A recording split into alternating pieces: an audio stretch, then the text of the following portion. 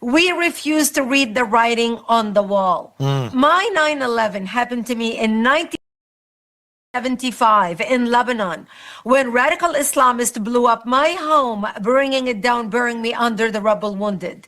I ended up in a hospital for 2.5 months. And when I was going from one surgery to another in the hospital, I would ask my father, why did they do this to us? And my father would tell me, because we are Christians, they consider us infidels and they want to kill us. Hi guys, you're welcome to the Dixon's View. There is a warning going across the world, most especially to the West and Europe, on the rising demand for Sharia laws across the United States of America and the United Kingdom. Now, this lady who is passing this warning across to the West is a citizen of Lebanon who has experience that has been hurting her, and she feels it's very important that she made it known to the world so as for the people, most especially the US citizens and the government in United Kingdom, to be vigilant and take actions that will protect their society from religious invaders. Let's watch this video together. I was born and raised in Lebanon, which used to be the only majority Christian country in the Middle East. We were open-minded, we were fair, we were tolerant, we were multicultural. We prided ourselves in our multiculturalism. We had open borders. We welcomed everyone into our country. We wanted to share with them the westernization which we had created in the heart of the Middle East. Muslims used to send their children to study in our universities because we had built the best universities in the Middle East. They graduated and worked in our economy. Beirut became Paris of the Middle East, the banking capital of the Middle East. Unfortunately, Jean, we had welcomed people into our country who did not share our values. And when they would yell and scream how much they hated us, we didn't believe them. We thought, oh, they don't really mean that. It's just a minority, mouthing off. They don't really mean it. We refuse to read the writing on the wall. My 9/11 happened to me in 1975 in Lebanon when radical Islamists blew up my home, bringing it down, burying me under the rubble wounded. I ended up in a hospital for 2.5 months. And when I was going from one surgery to another in the hospital, I would ask my father, why did they do this to us?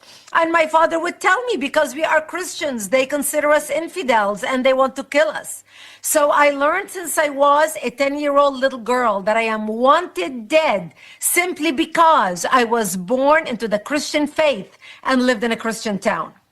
I ended up leaving the hospital and coming back home, but my home was no longer the home I left.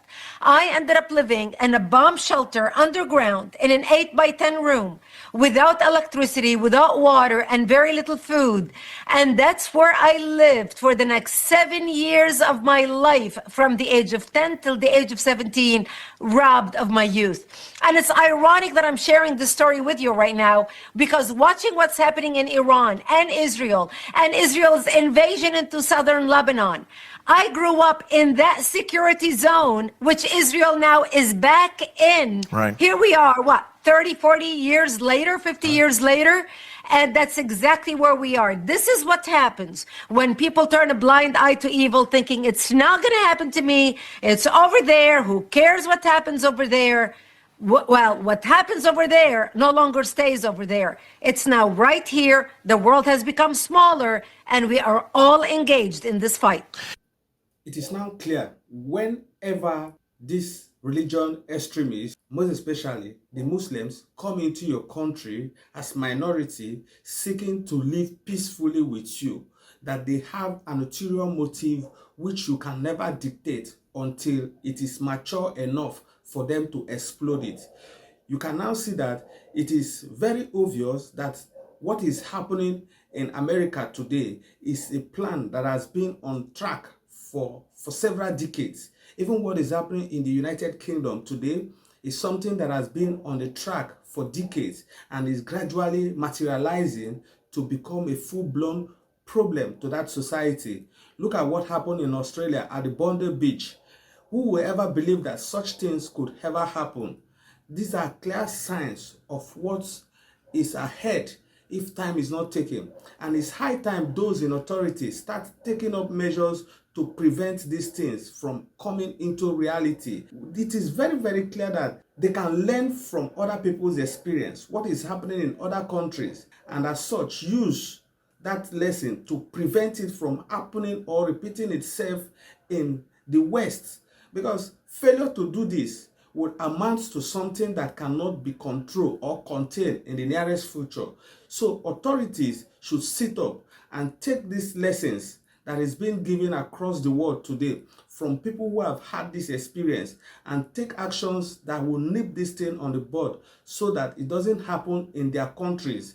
Let's take actions and prevent this, because it is gradually escalating that these people, in fact, it is obvious that these people can never and will never want to assimilate with any society they find themselves. Rather, they will want to, take charge, impose their religion on those who do not practice the same faith, and demand for rights that they can never have in their home country, even when it is a country where they have this freedom enough. But still, they run from those countries, coming to the West in form of seeking for refuge.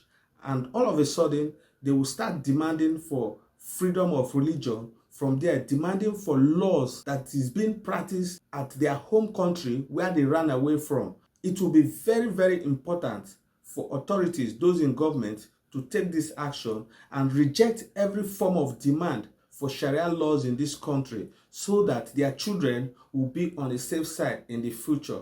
Look at what is happening in Nigeria today, down in Plateau State and Benue State. In fact, almost all the northern states in Nigeria, there's everyday religious crisis, more especially from the Islamic extremists and fanatics who take it upon themselves to attack Christians.